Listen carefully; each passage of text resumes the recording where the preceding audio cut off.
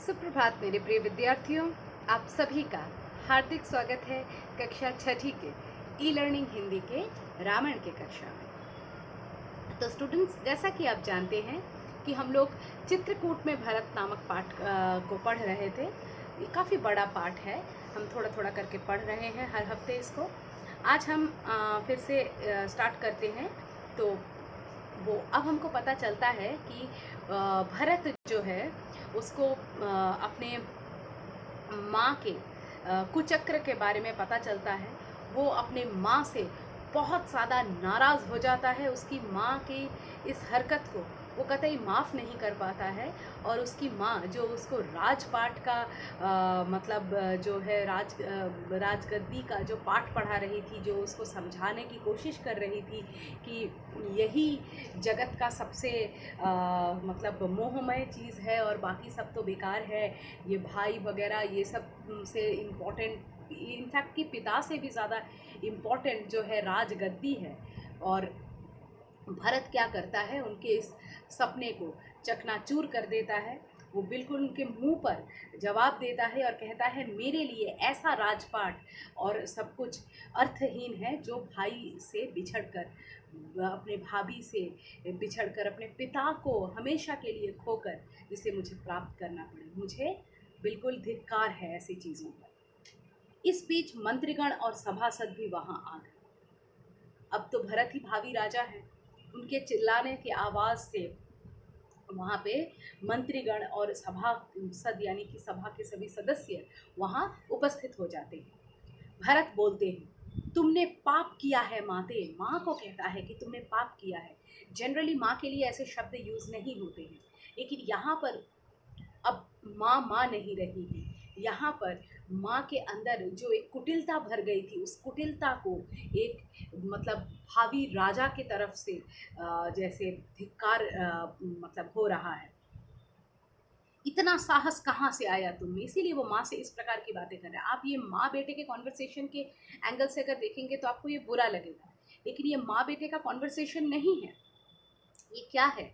ये एक न्यायप्रिय व्यक्ति की, एक साधारण व्यक्ति की, एक इंसान से की गई गलती के लिए उसके मन से निकली हुई हाय है ना। बोलता है कि तुम, किसने तुम्हारी बुद्धि भ्रष्ट की? और माँ, तुम तो ऐसी नहीं थी। मैं तो तुमसे ही जन्मा हूँ, बचपन से मैं तुम्हारे साथ हूँ। तुम्हारे अंदर मैंने ऐसा शैतान तो पहले कभी नहीं महसूस किया। ये तुम्हारी बुद्धि भ्रष्ट किसी ने करवाई है। उल्टा पाठ किसने पढ़ाया? अब वो इस बात पर आ गई। यह अपराध अक्षम्य है। आपने जो किया है ये अक्षम्य अपराध है। मतलब जिस अपराध का कोई क्षमा ना हो, आपको कोई क्षमा नहीं कर सकता है। मैं राजपद नहीं ग्रहण करूंगा। और आपने जिस उद्देश्य से ये सब किया, मुझे राजपद दिलाने के लिए, मैं वो राजपद ग्रहण ही नहीं करूंगा। तुमने ऐसा सोचा कैसे? बोला कि तुमने ऐसा सोचा भी कैसे कि मैं इतना गिरा हुआ हरकत कर सकता हूँ? सभासदों की ओर मुड़ते हुए भरत ने हाथ जोड़कर कहा। जब सारे सभासद भी वहाँ मौजूद हैं, सभी सभासद की ओर भरत मुड़ते हैं, हाथ जोड़कर कहते हैं कि आप भी सुन लें, मेरी माँ ने जो किया उसमें मेरा कोई हाथ नहीं। कहता है, आप सभी से मेरी हाथ जोड़ के विनती है, ये जो आपके महाराज और ये जो देवता तुल्य मेरे बड़े भाई राम, उन लक्ष्मण और सीता, इनको जो वन में जाना पड़ा है, इस कुचक्र में मेरा रेश मात्र भी हाथ नहीं है। मेरे लिए ये सब किया है तो लोगों को लगेगा कि मैं भी इसमें शामिल था, लेकिन मैं इस पाप का भागीदार नहीं हूँ। मैंने ऐसा कुछ नहीं किया है। मेरी माँ ने जो किया है उसमें मेरा कोई हाथ नहीं है।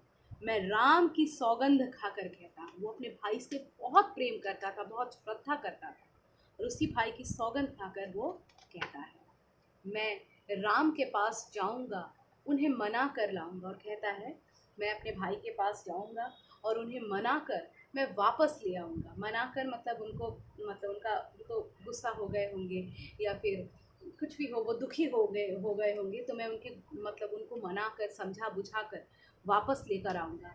प्रार्थना करूँगा कि वो गद्दी संभालें, ये उन्हीं की गद्दी है। मैं दास बनकर रहूँगा और मैं तो केवल उनका दास बनकर रहूँगा।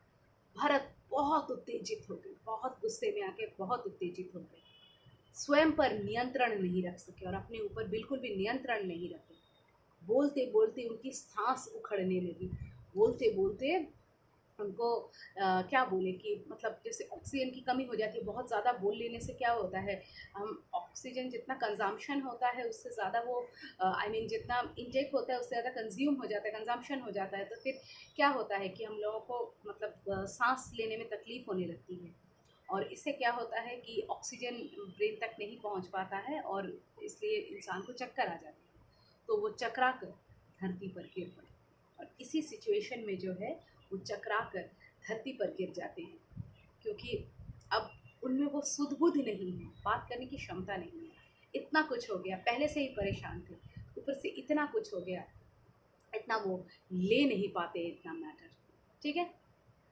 तो आज इतना ही रखते हैं, आगे फिर पाठ को आगे बढ़ाएँगे। धन्यवाद।